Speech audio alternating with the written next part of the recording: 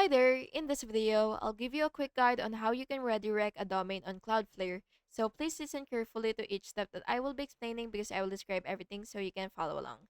So after you log into your Cloudflare account, you will just have to select the domain that you want to redirect. So for example, this one, just go ahead and click that, and then uh, you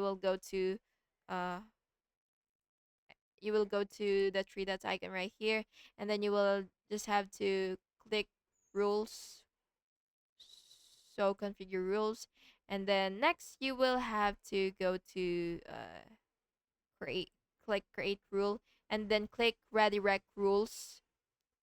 So now that you're here, what you will have to do is you will enter the URL that you would want to redirect, and then basically you'll just have to choose the forwarding URL, and then you will just have to so it should be right here to 301 permanent redirect, and then next you will enter your destination URL and the website that you want the visitors to go to, and then you will just have to click save and deploy and test the redirect in a browser to ensure that it works.